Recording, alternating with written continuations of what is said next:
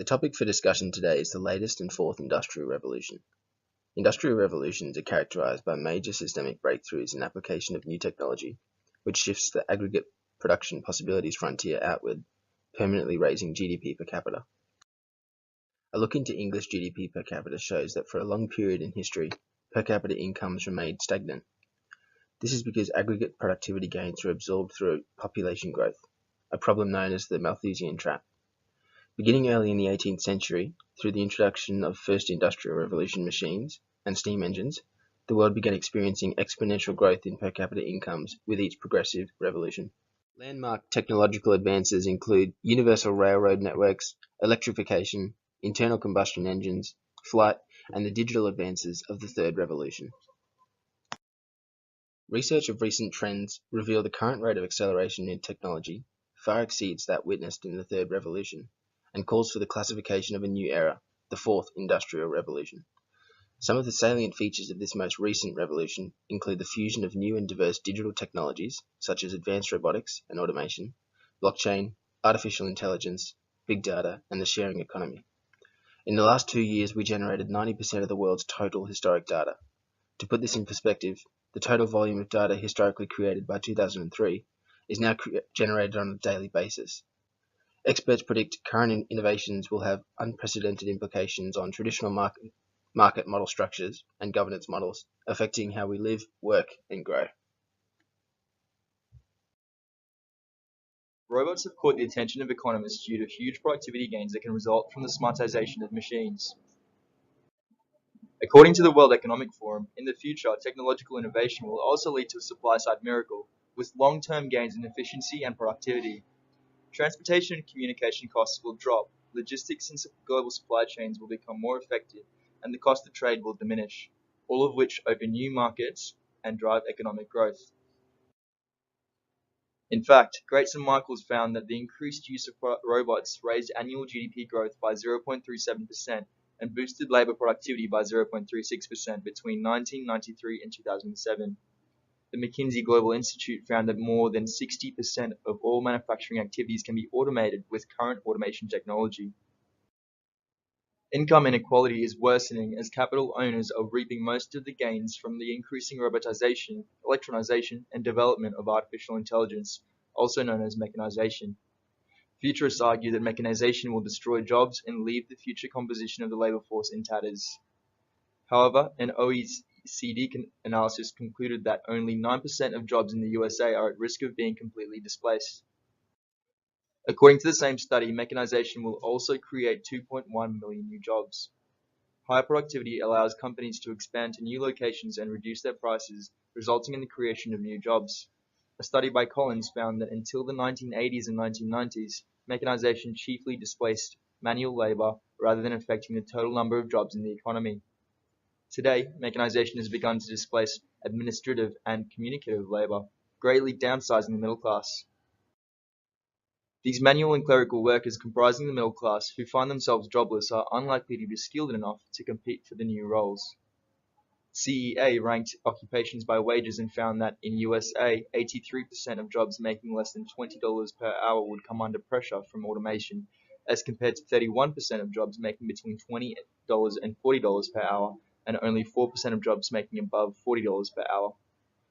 Caruso found that this will likely give rise to a job market increasingly segregated into low-skill, low-pay, and high-skill, high-pay segments, and a hollowing out of the middle class. Research suggests that the mechanization will continue to put downward pressure on demand for lower-paid, lower-skilled, and less educated workers, putting downward pressure on wages and upward pressure on wage and income inequality. Data from the World Wealth and Income Database proves that the share of total income going to the top 1% income earners has increased since the 1970s in US, UK, Canada, Ireland, and Australia, while middle-class family incomes have remained stagnant. This unequal distribution of income creates social tension. To counteract this inequality, governments must implement policies which allow for access to and acquisition of high-demand skills to ensure people are able to upgrade to high-skilled jobs. In Switzerland, the permeability and practical orientation of the education system and high levels of qualification among employees has given the Swiss an edge in labour market terms. Globally, training systems must adapt to the evolving occupational profiles and skill requirements. Vocational training should focus on basic education in ICT competencies and social intelligence. Raising the supply of skilled workers is only a fraction of the solution.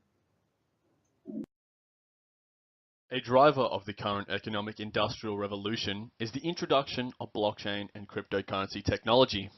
Blockchain is a peer-to-peer based authentication system which replaces the need for central middlemen, enabling decentralized oversight of the authenticity, security, and accountability within economic systems and markets. Swan's book, Blockchain: Blueprint for a New Economy, compared the modernized centralized type authority to blockchain, where blockchain has the advantage of closing the identity gap across the globe. A study on e-residency by Sullivan and Berger found over 1 billion people are unable to prove who they are, further complicating access to healthcare, education, and financial services.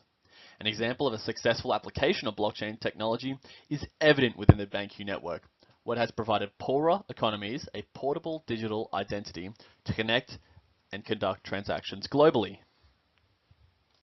By removing the central intermediary requirement, blockchain allows for the implementation of business models with negligible marginal costs and therefore exponential expansion possibilities. Blockchain is a source of productivity gain due to an organizational efficiency gain.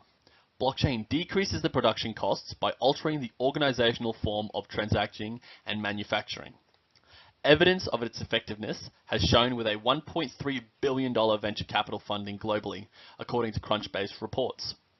Henrik Sukanin's thesis on the economic implication of blockchain predicts that the more consumers using blockchain technology, the greater the financial platform. This leads to reduced entry costs for startups and other businesses. Because of the authenticated ledger system, trading and settling of financial assets reduces the risk and increases the access to funds, allowing more players to enter into already established markets.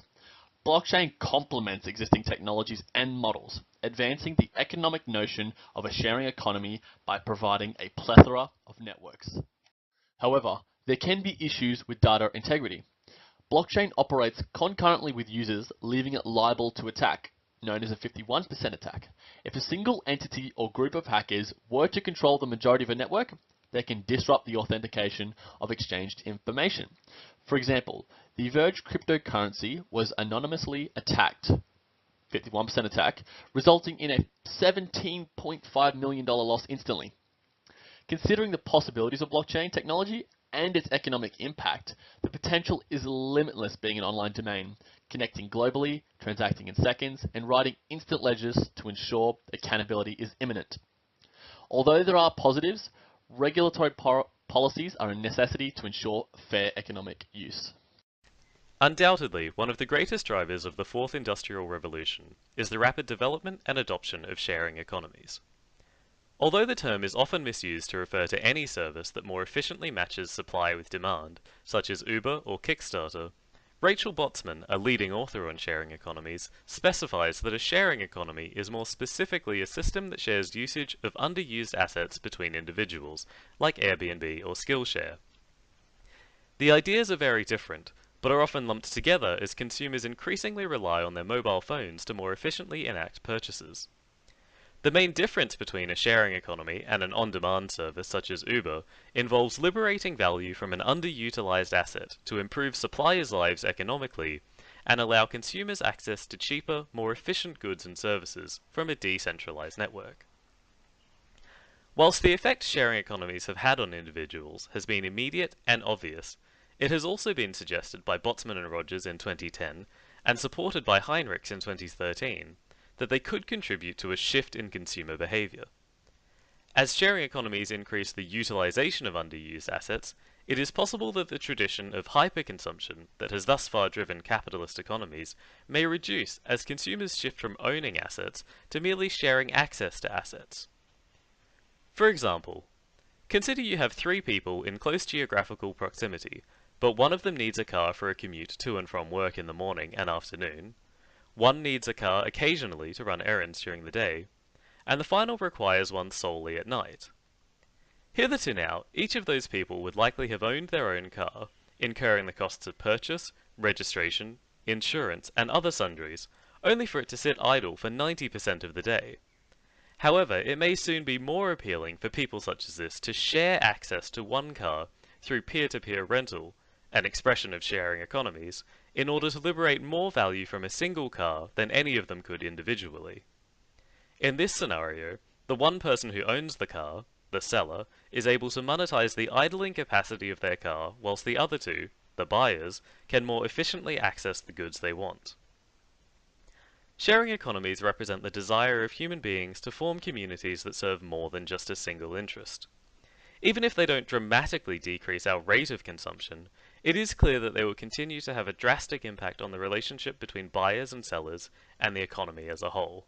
In summary, it is clear that technological convergence will have widespread implications on growth and governance models and the type of work we do into the future. According to Balliester and Al-Shaikhi, this convergence will impact the future of work through the number of jobs, job quality, social protection systems, wage and income inequalities, and social dialogue and industrial relations. History has proven that whilst we should not placate dying business models, we can surely prepare through provision of accessible re-education programs and support to enable nimble labour market reorganisation.